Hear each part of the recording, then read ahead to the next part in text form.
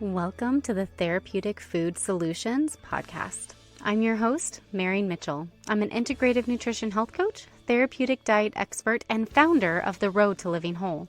There are many different diets out there. It's hard to know which one is right for you with your chronic illness and autoimmune disease. In this podcast, I'm going to share with you the foundational pieces every single therapeutic diet out there shares, and also how to use the best one for your particular diagnosis. If you've been looking for a meal planning partner, help navigating the complicated healthcare system, and want to feel better quickly, I'm your girl. Grab your kombucha and notebook. Let's dive in. Welcome back to the podcast, everyone. I have a fantastic interview for you. His name is Sage Dammers, and he has been educated in herbal remedies, in herbs and adaptogens, and he is a co-founder of a company called Adaptive Wellness. He has so much to teach you today. One of the things we're going to focus on, though, is adaptogens, and he is going to educate us on what they are and the different systems around them, and he's just going to help kind of demystify this aspect of herbal medicine for us, and I'm super excited. Welcome to the podcast, Sage. Thank you so much for having me on, and thank you everybody listening for tuning in and joining us. Hopefully we're gonna have a lovely time today, I'm sure. I am sure we will too. So how I typically like to run the podcast is have you introduce yourself. Tell us, how did you get into more of natural wellness and herbs and, your company, and like, what is your driving passion for what you do? And then we can dive into the topic of the day. All right. So I grew up in Southern California. My parents were doing the best they could health-wise with the knowledge that they had in like late 80s, early 90s, because you didn't really have the internet around there. We didn't have nearly all the resources there today for people to educate themselves on health and wellness. So they were raising me as a vegetarian in the best of intentions, maybe lacking in nutritional density at times, but it was good in the sense that I wasn't out eating fast food like everybody else all the time, and mostly organic food, which was an amazing blessing to be raised in that way. And then it was not the most diverse diet. It was kind of like white rice and tofu 5 nights a week, and then a week of pizza or a night of pizza and a night of pasta, and kind of that on repeat. So that was, the diet growing up. And I was an athlete when I was growing up. I did pretty well in school, but I always kind of felt like there was this upper echelon of performance, whether academic or physical performance, that I wasn't quite able to break into. There was something missing, and I didn't know what it was, but I did kind of have in my mind, okay, my diet's different than everybody else. That's the only thing that I can, like, I didn't know anybody else who was a vegetarian. So here's one difference. I don't know, like, is it because of that? What's going on here? And it was in my teens that my parents started a wellness center in Westlake Village, California. And but way before it was cool, this is like early 2000s, they had infrared saunas, they had infrared heated jade massage beds from Korea.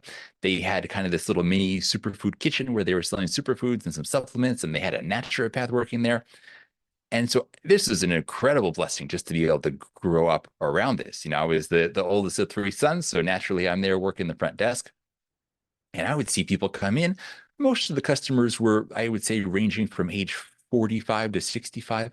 And they would come in with all kinds of health issues, right? They would come in with prostate problems, bad back, arthritis, chronic pain of all sorts, neck injuries, back injuries, whatever it was, Lyme disease. People were dealing with all kinds of stuff. And they were experiencing radical health transformations of one kind or another. And it was so inspiring to see. And as I was there, I was soaking up information and learning more about these supposed Eastern health philosophies of an ounce of prevention is worth a pound of a cure, right? And that you should get ahead of it, working on your health and cultivate health before you get sick. But I was realizing, as much as everyone coming in there believed in that, they actually hadn't practiced it, because they waited until they got sick and something went wrong. And then they were seeking out healing through natural means, which is, of course, in a lot of ways better than going, for pharmaceuticals and painkillers and things like that. But still, it wasn't the ideal. And so I got to thinking, okay, they're waiting until they get sick, then doing all these things and getting better. What happens if I, at the ripe age of 16, start on all of this stuff now? What does that mean for my life? What does this mean for not only how long I can live in terms of numbers, but the quality of my life. My big passion has always been surfing. Does this mean that instead of peaking in my surfing ability and maybe my like early to mid 20s, like most people do, and declining thereafter and then stopping maybe in the mid 50s, can I peak? Can I continue improving and peaking at maybe in my 40s and continue surfing into my 80s or beyond? What I didn't know. I didn't have any examples of anybody who had done this before, but I thought it was worth exploring. And then one day, this local gentleman came in and he was 42 years old and a member of the local community. And he had this protein mix that he wanted them to carry there. And it was a mix of hemp protein and spirulina, chlorella, some other Western herbs like that. And I started talking with him, and he was the first example of what I wanted to be. He was super intelligent, in incredible shape. The guy was jacked, and he was an entrepreneur, and he looked like he could be in his 20s in spite of being in his 40s. And I thought, okay, what is this guy doing? I want to give this a shot. And he says, I'm drinking this superfood mix twice a day. I said, okay, I'm going to do that. I'm going to do this myself and see what happens. And I didn't know what I was doing with it. I started blending this powder with some frozen fruit and like Tropicana orange juice.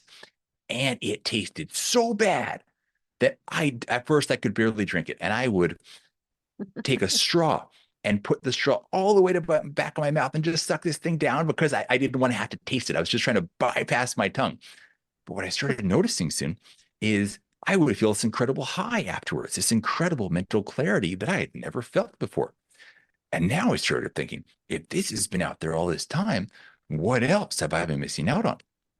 And this got me into reading more about superfoods and nutrition. And the more I would read, the more I would start doing new stuff. And the more I would do, the more I would experience more benefits. The better I would feel. The better I would feel, the more excited I get to learn more. And it just started this amazing cycle that never really stopped. And of course, this later led me to the world of traditional herbal systems of indigenous cultures and adaptogenic herbs and Taoist tonic herbalism and Ayurveda.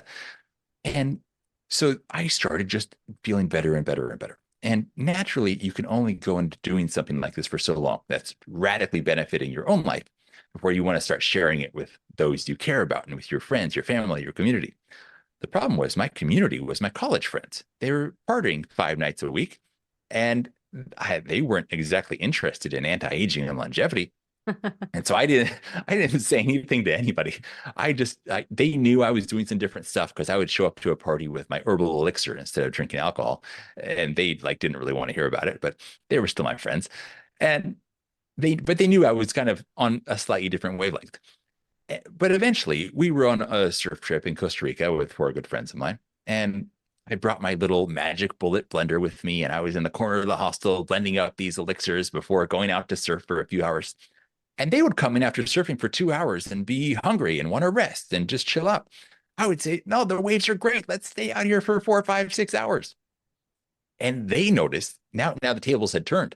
Now it was them noticing me performing in a different way and having a different level of endurance and them seeing me doing something particularly different. And then they started asking like, hey, could you maybe make me one of those before we go back out in the water? And this is the moment I had been waiting like years for. I was like, I could hardly contain my excitement. And I said, yeah, sure, I will. The problem was I'd gotten so used to the flavor of these things by that point that I forgot how bad it tasted when we were first consuming it.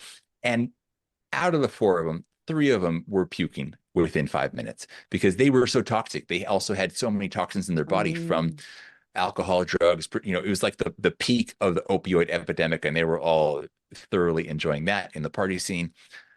And so a lot of times when you have a lot of toxicity in your body and you consume ingredients for the first time that are very powerfully detoxifying, a lot of these toxins get mobilized and your body's going to use every possible way to get them out. And sometimes that's right back out the way they came in. Yeah.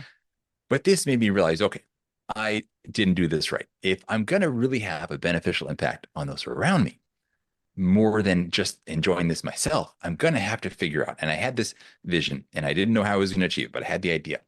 I need to figure out a way to make the healthiest ingredients in the world taste so good and become such an incredible food and drink experience that people will consume the things that I make just because it's an amazing food experience. And it just so happens to be maximally healthy as an afterthought. And that was kind of the seed moment for me. I love your story so much. I think Thank it's you. really cool that you didn't like fight your parents on being healthy and doing all those things. My teenager is very rebellious right now and basically refusing to do Uh, any of the good stuff, but I know he'll come around, right? So you have this amazing foundation. You already had a jump on the learning and the examples that I could take, which I think is just such a blessing. What I wanted to talk about was the different herbalist systems that you've learned about. So basically, when we talked about like adaptogenic herbs and herbs, you talked about there's a Western philosophy and an Eastern philosophy.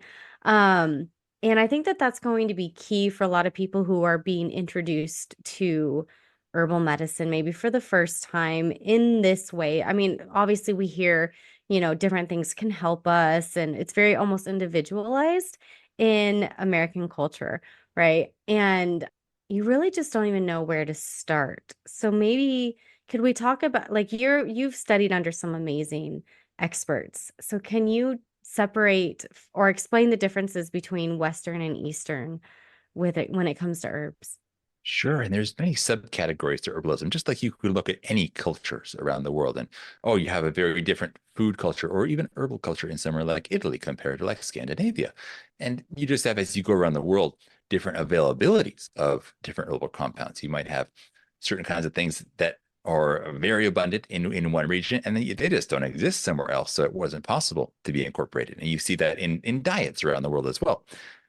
Now, when you look at various Eastern herbal systems. You can look at things like Ayurveda, or you could look at things like traditional Chinese medicine, or more specifically, Taoist tonic herbalism.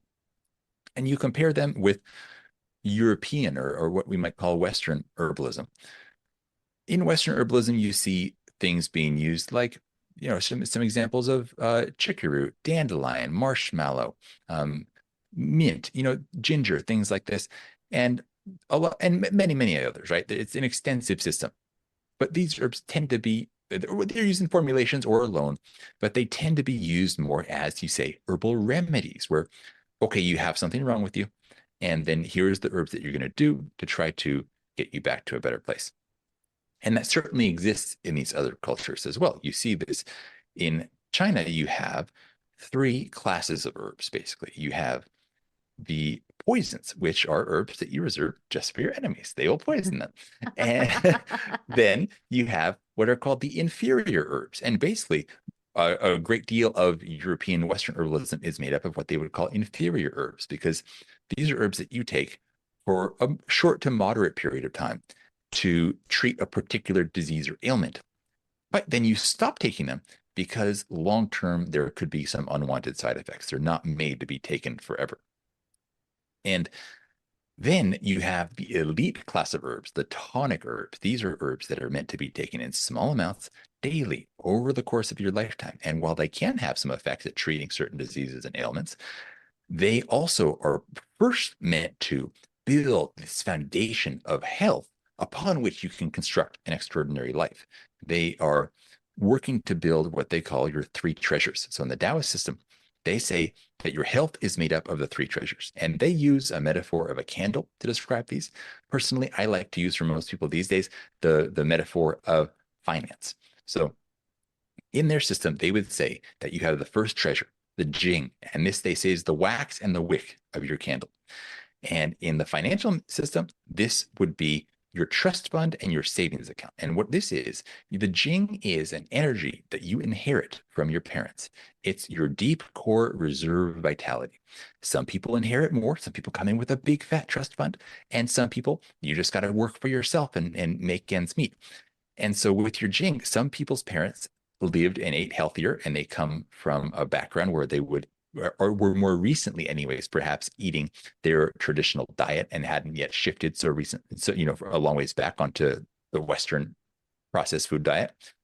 Or maybe some people, their parents were partying hard, not eating well, not cultivating their health, having a lot of nutrient deficiencies, and you come in with less jing.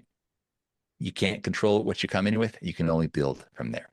So if you came in with less, in a sense, it can be a blessing because you learn that you don't have infinite reserves. And with the Jing, you can build this up through certain herbal compounds, herbs like Hoshu Wu or Eucomia or Rehmannia or Sistanch.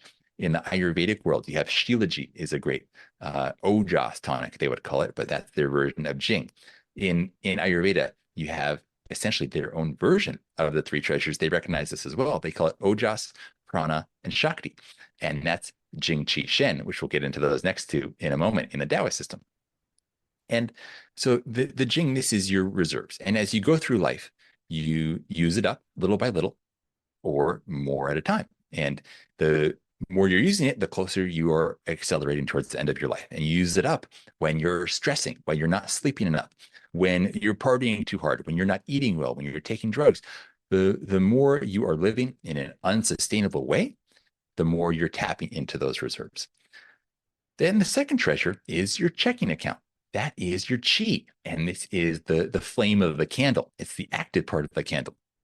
This is your moment-to-moment energy, vitality, cognitive function, immune system function. This is where you're doing your daily deposits and withdrawals of energy. If you slept well the night before, you've cultivated some chi. If you're doing great breathing practices, you're cultivating chi. If you're consuming chi tonic herbs like astragalus and cordyceps, you're building your chi. And if you can have enough money coming into your checking account on a regular basis, you don't have to dip into your savings account. If you're cultivating a lot of chi, you don't have to tap into your Jing and deplete it at an accelerated rate. But if you're, again, living unsustainably, not cultivating enough energy and using it all up, then you're tapping into your reserves. And then you have to remember the ultimate purpose of a candle is not just to have a big flame, it's to give off a great light. And that's the third treasure. So the third treasure is your Shen, or as we said in Ayurveda, Shakti. And this is your higher self. It's the light in your eyes. It's your spirit. It's your ability to have a beneficial effect on the world around you.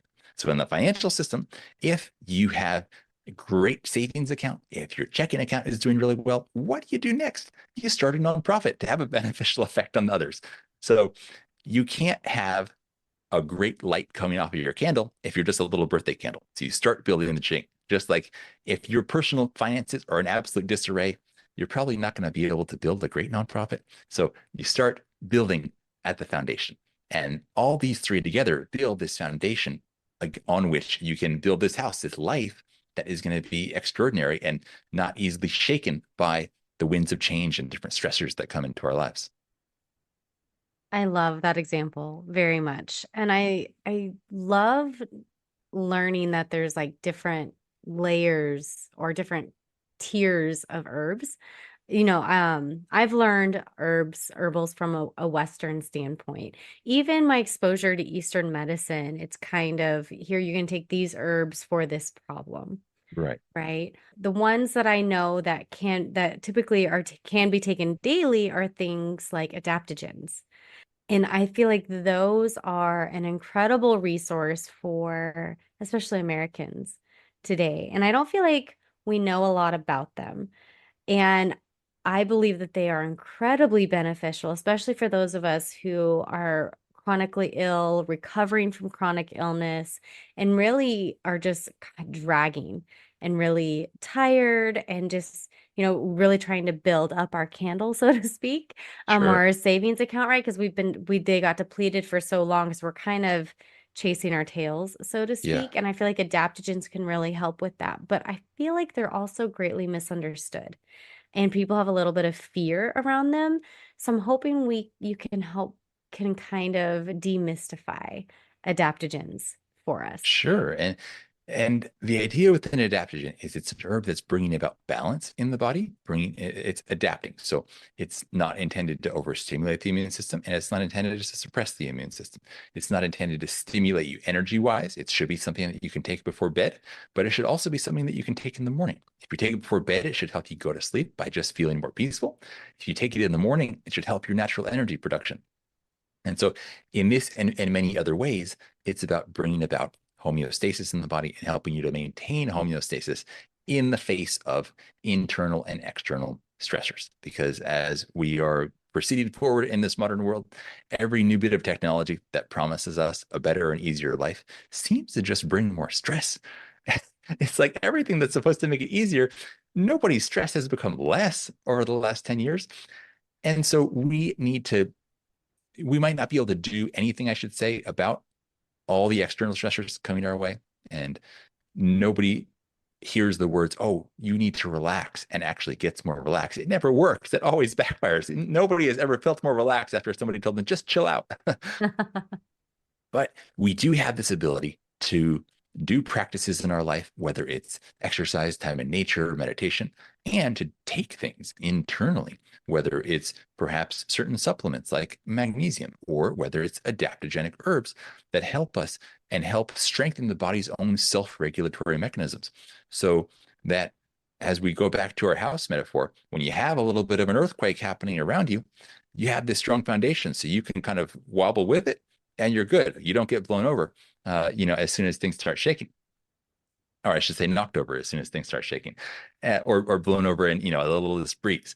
And sorry for mixing metaphors, but in any case, you have these tonic herbs that we talked about. In order to be classified as a tonic herb in the Taoist system, it must, by definition, be adaptogenic. And it must have this dual directional property that helps to bring about balance in the body, because otherwise you can't take it long term. If something was just pushing you in one direction, and you took it long term, inevitably you're going to end up with an imbalance, even if you started out needing to be pushed in that direction. If you keep going in that one direction, eventually it's no longer, you've crossed over and you got to go back the other way. So we were looking at things that help the body get to that point of balance effectively on its own. And the term adaptogens, of course, is a relatively modern term. It was actually coined by a Russian scientist, Nikolai Lazarev, back in the mid 1900s. And this was a guy who, during the wars, had to, for his work, research various kinds of stimulant drugs and things to optimize the performance of soldiers in the short term, perhaps at the benefit of, or at the detriment, I should say, of their long-term well-being.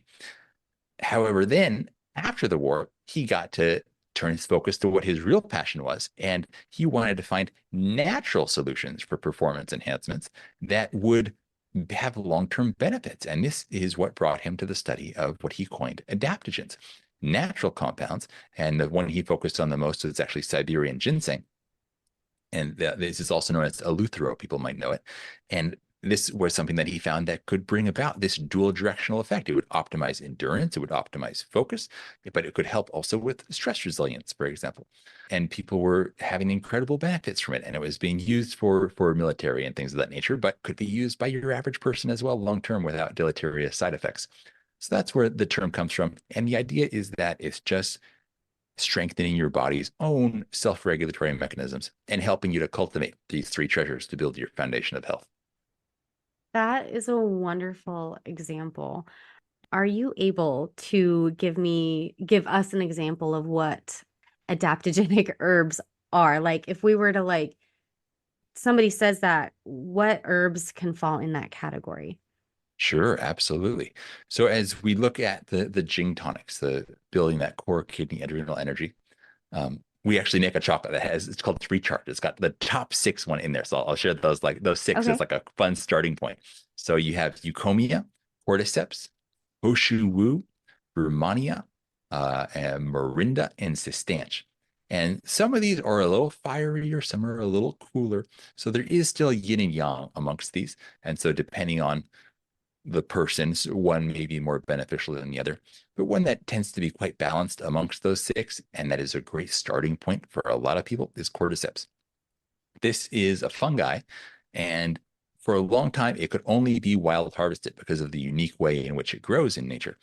But it was a couple decades ago that they actually started to be able to cultivate it in a controlled setting, and to be able to grow something that was actually of comparable strength to wild cordyceps. And wild cordyceps, it's so rare, it's the most expensive in the world. It costs tens of thousands of dollars a ton, and just like insanely expensive. And because of that as well, it was just inaccessible to just about anybody. Now it's become much, much more affordable and accessible. And this works in a number of ways. One of the biggest things that it does is it improves oxygen utilization. So from the air that you breathe, more oxygen is actually making it to your lungs, to your blood, to your muscles, to your brain. And so people have a great chi benefit from this. But it's also a core kidney adrenal Jing tonic as well. So this is an herb that fits into 2 of the different treasures. And cordyceps also many benefits, very well researched for the immune system. and for overall immune support, especially when it comes to different ailments that would afflict the lungs. And then another chi tonic, for example, that is a very gentle one, actually great tasting. Now, a lot of these herbs can have some pretty bitter flavors to them, but this one, astragalus, this is a very mild flavor. It's one of the more well-known adaptogens, I would say. The flavor is like a vanilla graham cracker type flavor. You could, make a tea out of this and give it to somebody with no interest in health, who doesn't even necessarily have a healthy palate, and they'll say, "Oh, this is kind of nice. I like that." You could give it to a parent or a grandparent or somebody who just doesn't know about this and it doesn't have a palate for these things, but they'll go for it usually. And this is a great chi tonic. So this is improving your natural energy production again, also an immune system adaptogen as well. And it's traditionally used by a lot of people who are working in the outdoors in cold climates and who are doing a lot of physical labor. And it's traditionally said to increase the strength in the body, especially in the extremities, so arm and leg strength. And then as we go into the Shen tonics, my absolute favorite, and I would say my favorite herbal ingredient overall, is reishi mushroom. And this, it is actually a three treasure tonic. It does build Jing, it does build Qi, but mostly it's a Shen tonic. And this is so amazing at bringing down stress and anxiety, just making you feel more peaceful. It's not something you have to take in the evening. You can for better sleep, but you can also take it in the morning just to deal with all the crazy stuff that comes at you throughout the day and just be able to a bit more zen through it all. And it was traditionally considered to be the herb of immortality and spiritual potency. And they would say that it helps to guide you around the obstacles standing in between you and enlightenment. So I think of it like enlightenment GPS. It says, okay, there's going to be a big road closure up here. We don't need to waste time going that way. There's some traffic built up over here. Let's just go like this and like this and like this, and avoid all these things that you could have gotten stuck on. And reishi, it's just such a blessing to be able to consume. And there's many varieties of quality out there with any of these herbs. Something to really be aware of in the mushroom realm, though, is that a lot of medicinal mushrooms these days are being grown on grain. And so you'll go to a health food store and see a mushroom product, and it will say certified organic, USA grown. And you'll think, wow, those are two really great positive things. Let me try this brand. I bet it's going to be the best there is. And then a lot of people will try this, experience nothing from it, and say, "Oh, that guy who was talking about mushrooms on that podcast, I don't know, he's full of it. This didn't do anything. I'm done with mushrooms and I'm done with adaptogens and I'm never wasting time or money on that again," which is a real travesty to me because you've just missed out on such an opportunity. And what's going on here is that grain is not the natural food of these mushrooms. These mushrooms, things like reishi and chaga and turkey tail, you don't find them growing on piles of grain in nature. You find them growing on trees.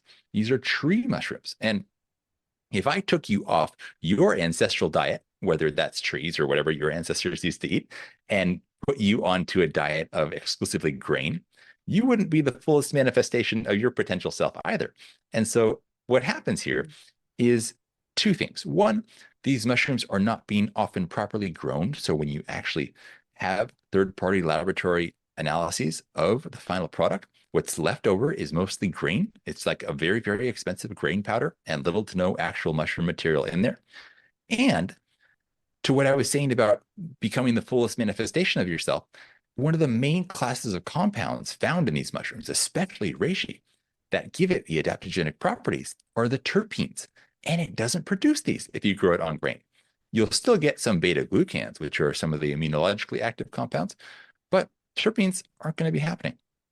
So it's really important with these to look for wood grown, and that will make a night and day difference. So like what we do with our reishi, I like to take things to the absolute extreme in terms of the optimization. So it's grown on wood, and then that mushroom is harvested and it's chopped up into real thin slices. And then it is left to soak in a rice alcohol to extract. And this starts pulling out the terpenes, which are alcohol soluble. And it's left there for a period of many months. Then after a while, the alcohol is drained off and set aside. And this is now an alcohol extract of the reishi. Now you have still this mushroom material there, which is in extraction terminology is called the mark. And then this is put into hot water and it's simmered for a period of many hours. And now we're getting out of there the water soluble compounds. And so this is where the beta glucans come out. And then the mark, that mushroom material, is removed, and we have a water extract of reishi mushroom. And that's simmered down and simmered down to evaporate off most of the water. And then you get like this thick syrup that's left over. And then that is put back together with the alcohol extract. And now you have what's called a dual extract, which is bringing together both of those compounds, the terpenes and the beta glucans. And then we go even one step further and we take the spores. This is like the seeds of that the mushrooms shoot off. And we collect those as well. And those undergo high pressure processing because you have to crack two different cell walls to get out what's inside, because the spores actually contain a lot of similar compounds to what's in the mushrooms, but at a higher concentration. And so we have this liquid now, which is half alcohol extract, half water extract, and that gets spray dried into a powder. And then that powder is mixed 50-50 with the spore powder. And so there you have kind of the ultimate combination of what reishi can be. I had no idea that was a thing. My exposure to adaptogenic herbs are in capsule form and then in teas, right? Right. There's a famous company, Rasa coffee. It's like an alternative and it's all adaptogenic herbs and it's like the material, right? Yeah, it's very cool. The founders, I love that they do. I have a lot of respect for what they're doing. Yeah. Yeah. And so it's just, you never know what the behind the scenes look like, right? And you never know. There's so many different companies out there, like you said, and you're not getting what you think you're getting. And then you get disappointed. And that happens a lot in this world. One of the things that I keyed on to that you were talking about over and over again was how each of them also have like immune modulators in there. And when somebody's dealing with autoimmune disease or, things, or their immune system is super weak or it's on overdrive, like we don't know what to do with that, right? And I feel like a lot of people are just kind of trying everything and they're trying all these different foods and they're trying all these different supplements and all of these things where adaptogens are really, that are properly sourced, is a great way to help the immune system get balanced. Would you say that's accurate? I would. I would also just caveat that anytime somebody is dealing with any particular disease or health condition, always consult with a health practitioner who's knowledgeable on these things, because certain herbs will have contraindications. Just, one example would be like ashwagandha, amazing adaptogenic herb, can be beneficial for tons of people. However, if you're a person who is sensitive to nightshades, it's not going to work. It's a nightshade. Or if you're taking Coumadin because of whatever health condition you might have, it's contraindicated if you're taking Coumadin. So it's always good to have some guidance, especially if you're taking medications already or if you have a particular health condition. That's really good to know, because a lot of people are out there, they hear about something and they're going to go and buy it, right? So who is well versed in something like that for somebody to be able to go to? Because their medical doctor is not going to know anything and they're just going to say, sure, take it. Or they're going to be the type to say, don't take anything unless it's pharmaceutical, right? So it's like, who would Who do you go to? who would you go to? I would seek out a functional medicine doctor. They tend to have a good degree of experience with these things and would often have a better in-depth understanding of the nuances of somebody's, say, autoimmune condition and whether or not a particular herb would be suitable to them. Yeah, your pharmaceutical mainstream insurance paid doctor might not be ready to talk about these things, unfortunately. Maybe one day in the future in my dream world, but at the moment I think your best option is either a naturopath or a functional medicine doctor who has some familiarity with these herbs and how they work and has used them in a clinical setting. And of the various herbs that we've talked about and the many more that exist, I think in many autoimmune conditions, reishi mushroom is the one that people see the most benefit from in terms of really gently modulating the immune system. That said, no herb will ever be perfect for 100% of people in 100% of conditions, but that is a really good place to start looking. So if you want to bring up one herb as an autoimmune patient to your doctor to have a conversation about, I think that'd be a great starting point. Thank you. Now, I have seen like mushroom powders you can add to drinks. right? And it has all these different mushrooms. I can't say them the way that you can, obviously. Um, but they taste like dust. They make Mhm. my like I've tried them. They make my drinks taste like dust. And so you were saying how you've had a passion for making things palatable for people. A lot of times herbs and all these things are actually very quite disgusting, even in like tincture form and in tonic form. Um, so I do want you to talk about your company and I mean, we've gotten your passion behind it. So how have you made these more palatable? So somebody goes to their doctor, they find out what contraindications they may or may not have. Now they have an option that's not going to be something they have to choke down because I feel like people who are sick choke down enough things that they don't want to have to choke down everything, right? Sure, sure. So let's talk about that. Yeah, I want people to have enjoyment and joy in their lives and joy around their food. A lot of people who have only think a lot of people think they can only have joy around their food if it's something that's not good for them, right? There's kind of these two separate worlds. Okay, either it's healthy for me and it's going to taste horrible, or it's going to taste amazing and it's going to wreck my health and I'm going to feel crappy for the next week after. And a lot of people don't realize there can be not only a middle ground, but you can completely bring the two worlds together. The way that I first really started doing this was in chocolate form. So cacao in its purest form can be an incredible health food in so many ways, from its gut health benefits. And, I just to really quickly tap back into our earlier conversation on autoimmunity, I just think it's also important to make sure that people are thinking about the gut health side of things, which cacao taps into as well with its prebiotic fibers and bringing together the tight junctions in the gut to prevent this elevated gut permeability that's so involved in autoimmunity. And many ways to do that. But back to the cacao, this has the rare bitter flavor that people are okay with. A lot of these herbal compounds have or herbal ingredients have bitter compounds in them.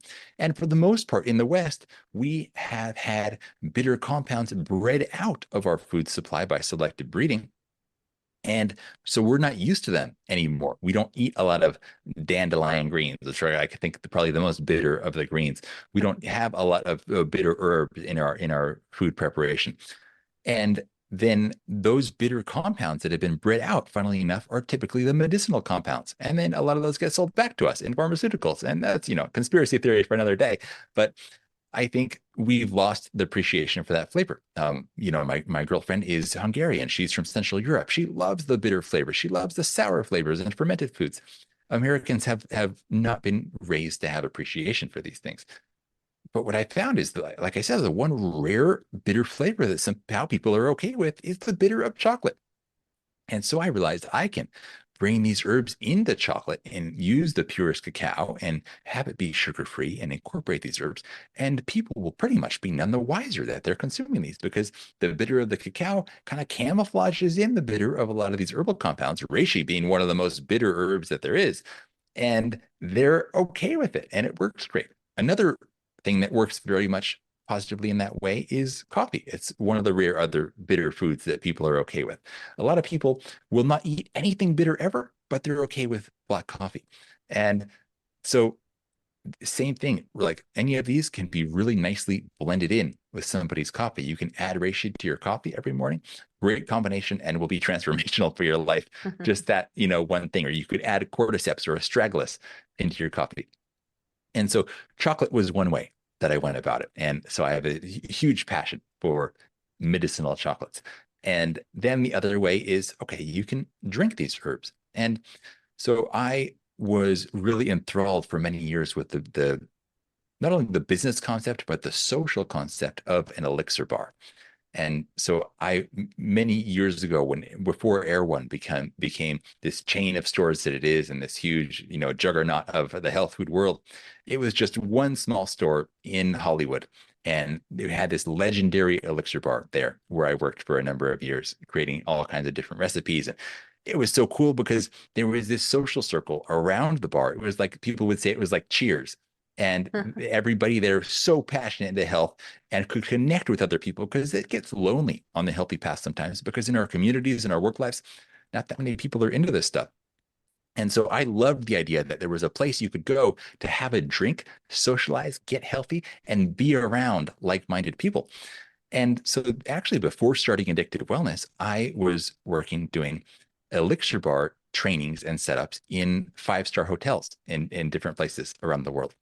And so there it was all about the drinks and figuring out different smoothie recipes that could camouflage these in. And certain herbs play friendlier than others. So reishi, you have to find some bitter flavors that you're okay with to combine it with.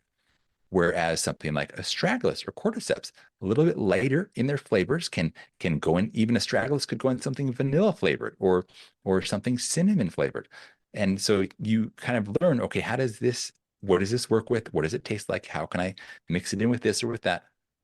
And this is amazing. I mean, the first one I did was at this very, very high end boutique hotel in Paris. And I was flying over there and I was thinking, I'm going to go in there and I'm going into the world of French cuisine, which is like very specific rules, huge world of tradition. This is how you do it. This is how it's done. You're going to do something different and put some new weird ingredients from China in here. No, no, no, no, no, no, no. And so I thought, geez, how am I going to break through to these guys and get them to approach this with an open mind? So what happened is that the first evening I got there, I had a meeting with the two chefs. And the head chef I had a meeting with earlier, but the two kind of next level down under him who were doing most of the active day-to-day operations. I met with them and I thought, okay, guys, we don't need to talk about this to anything tonight, really. Like we'll get into the proper training and everything tomorrow and the systems and recipes and everything. But let me make you a drink. And so these were two young guys, like early 30s, both in happy relationships. And I made them the most powerful aphrodisiac elixir that I possibly could. And I said, okay, guys, just drink this. I didn't tell them what was in it. Just go home, have a good night with your girlfriends, and come back tomorrow and we'll get everything started. And I didn't push anything on them. I just said, here, just have this drink, go see what happens. And they came in the next day, their eyes wide as saucers, like, what was in that drink? My girlfriend couldn't believe it. Just blew her mind. And these guys like just cracked open their whole reality. And they were like totally open to trying anything and everything over the rest of my time there. And so if you can make somebody feel something in terms of the benefits and make it taste really good, that's so key. And so our other product line that we have is I wanted people to be able to have delicious elixirs that tasted like their favorite drink from their childhood that they thought, oh, if I'm going to be healthy, I can't have this or that anymore. I can't have this like Starbucks tasting drink. So we have a chai, a matcha, a caramel drink, a hot chocolate. And these all kind of, I drew from different memories of my past. Like the hot chocolate, I thought back to the flavor of that hot chocolate I would have when I was going skiing with my dad when I was 5 years old. And I would come in at the end of the day to the ski lodge. And my fingers were so cold, I couldn't feel anything. And I would just, the hot chocolate mug would be so hot, I would wrap it around there and use it to warm my fingers up until the hot chocolate cooled off enough to where I could drink it. And then I would start sipping it and warming up my soul inside. And I kind of reach back and go for that flavor. So I try to create these recreations of if there's a flavor that you love, there is a healthy way to do it. It takes a little bit of cleverness. You search for ingredients and what might bring about those flavors and those textures. But the possibilities are absolutely infinite. I have that exact same passion of like stuff that's good for you does not can also be good for the soul, right? Like it tastes good, it's an enjoyable experience. I have a big passion for that. I have a cookbook and blogs and meal plans and like all this stuff where Mhm. I share in that passion so much that it's like being healthy should not be miserable. It should be a pleasurable way to live, and you don't have to quote unquote give up your favorites. You just have to find the healthiest versions possible that can still elicit that memory response, right?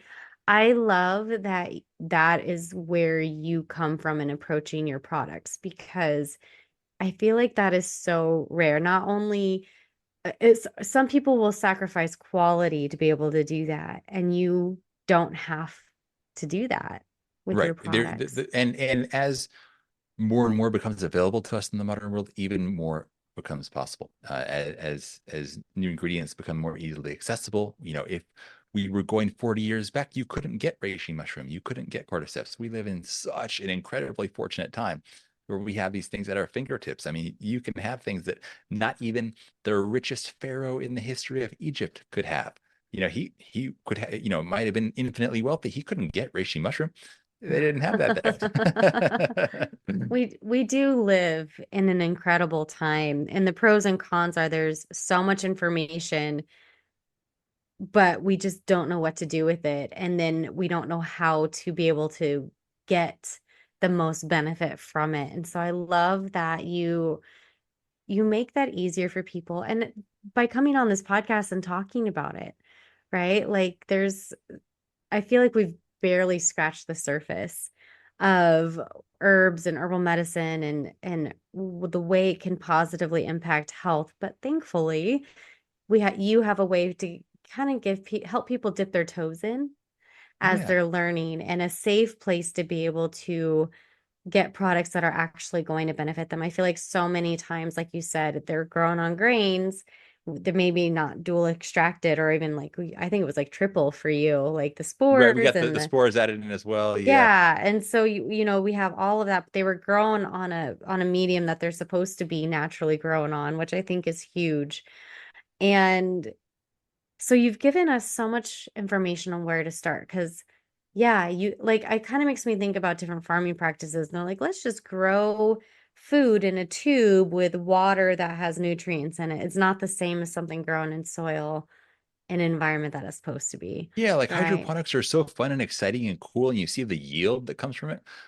I'm not an expert in that field. My thought is, okay, if you're just putting selective nutrients into the water that feeds these plants, there's got to be more in the soil going on than just that. At the very least, you got to think about the microbiome that's in the soil, and minerals in there and different things that we're not even aware of that are happening. And also the fact that growing in the soil is harder for a plant. So maybe the plant does not grow massively big, but also it has to have some fitness to it. And we'll see as research in that area goes on. But to me, something that has to be kind of in the survival of the fittest, in the dirt, fighting it out with everything, with the weeds and whatever, is going to maybe be more powerful than hydroponics. But I Yeah. also just wanted to quickly mention that if this all feels overwhelming to you, like we mentioned so many different herbs and different starting points, don't be overwhelmed. Just pick one thing that sounded kind of interesting and take that as your starting point. It's like there's this forest of all these different places you can go. You just pick one place to enter the forest and you find your way. Pick one herb. Maybe you heard me mention astragalus that tastes decent. You try that. Do that for 30 days. And I usually say give these things 30 days because a lot of people will do like maybe a week and say, oh, I don't know. Some people will feel it right away. People are different in their sensitivity and reactivity. Some people try a week like I don't know, I'm not feeling it. Give it 30 days at least, because when we look at studies that show the benefits of these things, typically it's over a period of something like 4 to 12 weeks. So at least give it that 4 week period to get a real feel for what it's doing for you before you come to your conclusions of this worked or this didn't work. Thank you for that. I do feel like we live in this microwave society where, you take it for 1 or 2 days and then be like, well, I didn't feel anything, so I'm just going to throw it away. I know so many people who buy supplements or buy a vitamin or buy an herb or something and they never finish the bottle, Right. And right? everybody's got that drawer or that shelf with like, supplements that are expired from like 8 or 9 years ago. Yep. Yeah. So that is a great starting point. Before I let you go, obviously your company again, which is Addictive Wellness, Yep. right? Does your website go into the different certifications that you guys have and the behind the scene, like, the wood grown versus grain grown versus like, is there a resource for people to learn more about that? Yeah, we specify a lot of these things on our website. And also, as you can probably tell by my enthusiasm over here, I love sharing information about this and educating people and sharing my passion. So we also have a YouTube channel where we're constantly posting educational videos about these things, and not in like a here's our product, come buy it kind of way, but in just I love to share the behind the scenes, the details. I like to share the clinical research with people. And so they can check out Active Wellness on YouTube if they want to, if they've enjoyed this kind of conversation and want to continue that educational journey. We have many, many, many, many hours for them to continue the path on. Perfect. That's what I was hoping for. And is it called Addictive Wellness on Yes. YouTube? Yeah, you just go Awesome. youtube.com/addictive wellness. Awesome. So we have your website, we have YouTube. Is there any other way that people can reach out to you or learn more about Oh your yeah, company? we're pretty much everywhere. You can go, of course, addictivewellness.com, but then also Instagram, Facebook, TikTok. You find us wherever. We'll be there. Awesome. Well, thank you so much for joining me today and for sharing all of your amazing information. Thank you so much. It was really a pleasure. Thanks for having me on. Thank you so much for hanging out with me today. If you found this episode helpful, would you do me a favor and help others find it by leaving a review, sharing a screenshot on social media, or sharing the link with a friend? By you sharing what you've learned, others are able to find this podcast and join our community.